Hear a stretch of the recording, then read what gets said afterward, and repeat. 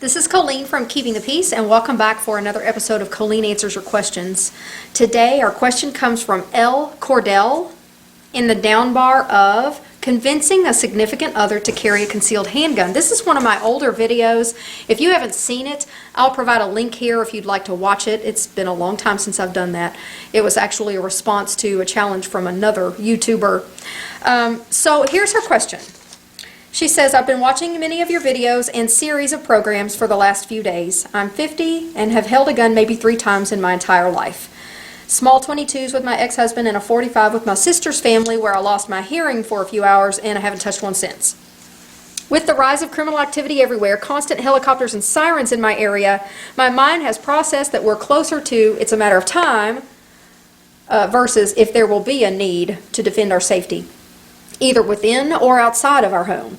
I'm curious if you've ever found yourself in a position where you needed to act defensively, or if you're just more prepared now if you have to do so. This is a really good question. Some of you have been with me from the beginning and you've seen really old videos where I talked about things in my deep past where I would have had the right to use deadly force to protect myself, but at that time I was terrified of guns and I was actually anti-gun and wouldn't have probably used one if I'd gotten my hands on one. I'm very different now than I was 30 years ago, 25 years ago. So things have changed a lot. Since I've owned guns and been trained to use them, there have been 2 times where I've made my gun visible, but I've never had to draw it. And I'll I guess this is going to be story time with Colleen, okay? The first one was probably 8 years ago. I was home alone with my son. We homeschool, so I was home a lot, and my husband was away at work. And I noticed well, first of all, I got a phone call. Back then, we had a landline. And someone called and said, I can see you. And it was really strange, and I thought, oh, it's some silly kid prank calling me. But I got a weird feeling, so I just decided to look out the windows. And out the front picture window, there was a van sitting at the curb in front of our house. And I'm getting cold chills right now just thinking about it. It really weirded me out. At that time, I was still relatively new to the gun world. I wasn't confident enough to just guns blazing or anything like that. I just wasn't confident enough in how to navigate a situation. And I was really dependent on my husband for what to do at that time. So it kind of freaked me out. I turned the phone off. And I told my son to go back to his room, take his schoolwork back to his room, and I called my husband, and he was over an hour away. I was like, what on earth do I do? This is what just happened. And, he said, just go get one of your guns and just stand at the window and let it be visible. And that's exactly what I did. I went and got my AR-15.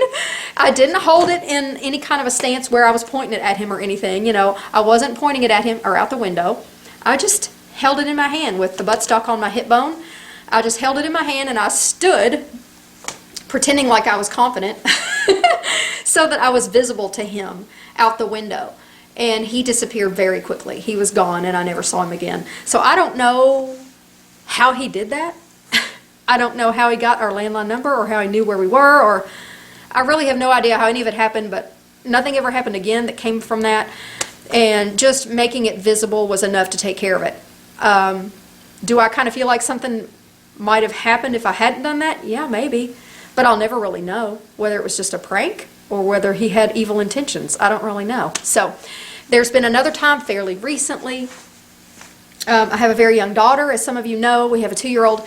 And I was in a parking lot in front of a store, a very full parking lot. I had just gotten out of the store, put my daughter in the car. And as I was putting her in the car, I'm always watching because I kind of have to, bend into the car to put her into the car seat. My backside is kind of exposed at the time, so I make sure that I really look around before I put her in.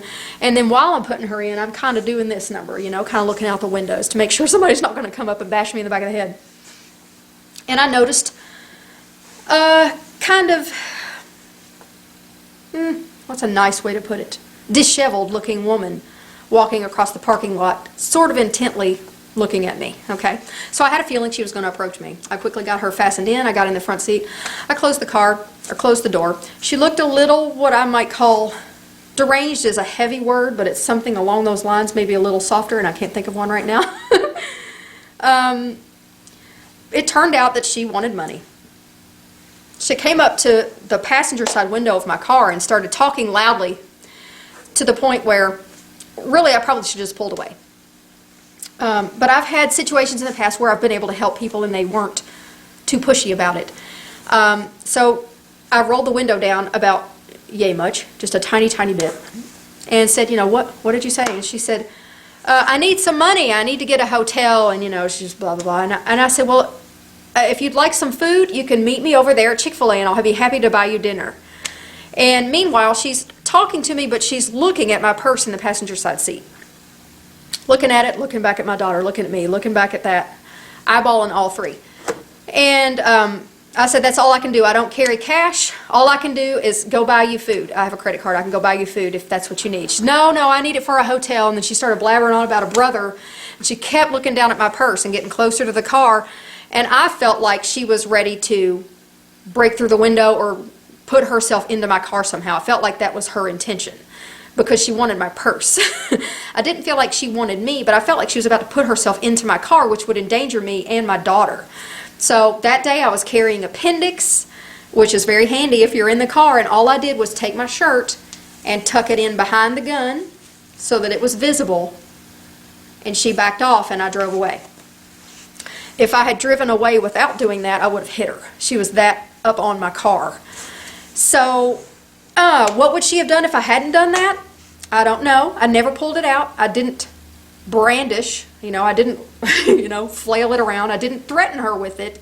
I just made it known that if she threatened me or my baby, she wasn't going to win, basically, okay?